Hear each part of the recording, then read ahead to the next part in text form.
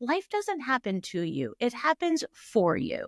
And Yes. what you do moving your life forward. And it sounds like I want to learn from you because you just said like you came to that place. Did you not? You came to that place. You said that experience made me who I am today. So let's talk about that.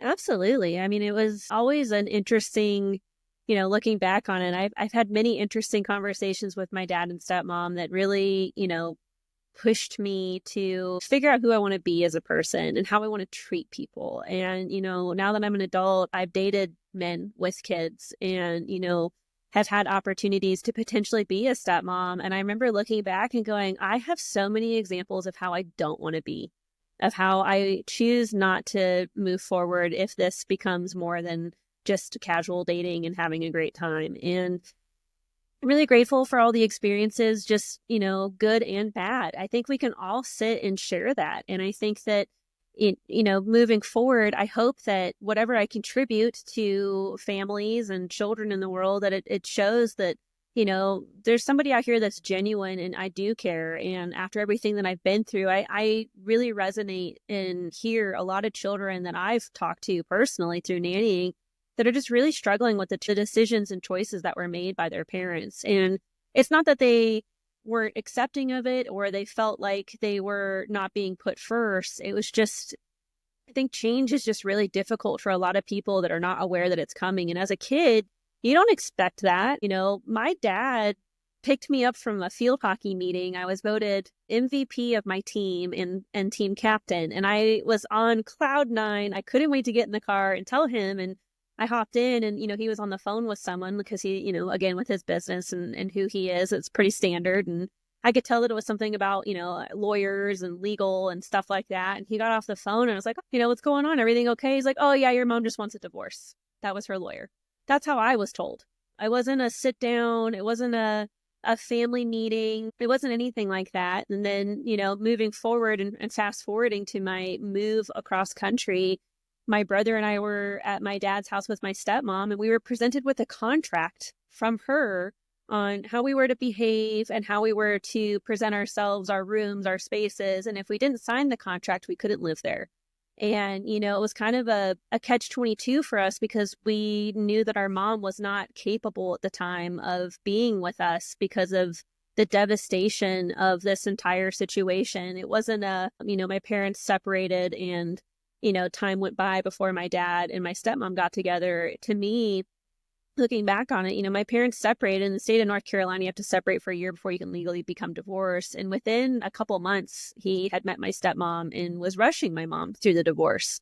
So it was a very, very tumultuous time. And especially on top of being a teenage girl, it was life-shattering in so many ways to be trying to figure out who I am and be among my peers and not be weird or stand out in a way and kind of fit in, but also having to experience this background noise, if you will, of just insane change that I just didn't know what to do with at the time. And I think looking back on it, there were so many experiences that I had dealing with my mom, who was really heartbroken, and dealing with my dad, who was, happy and in love, and just kind of seeing that entire process go down that really made me become very tough and very mentally strong, because on many occasions I really did feel alone, even if I was in a bustling household with step siblings and a stepmom around, and my brother was there. My sister had already, gone to college. But at this time, I just remember being put in situations and having conversations that I just felt like were not only unfair to be coming from someone that didn't know our family, who didn't really know me, to being pushed to grow in places that I really felt like I needed more time to figure out who I was, if that makes sense. So I do want to make one big no-no to all of our listeners. Do not tell your kid in the car when she comes in from having a field hockey meeting that Yes. you're divorced.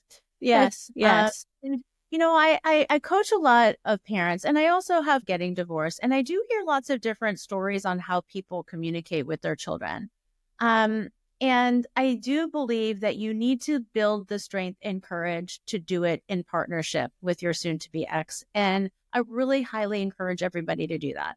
I have heard individuals say that they have individually had conversations with their children and they didn't come forward as in a unified front to deliver the message that had been thought through, written out, because kids not only need to know when you're telling them that you're getting divorced, but they need to know, at least for the immediate future, what does that mean for them? So the communication is your mother and I, your father and I have decided, and it's been a very tough decision, that we are going to get divorced. We love you guys so much, and we will do anything to make sure that this transition is as good as it can be, and that it has nothing to do with anything that any of you have done.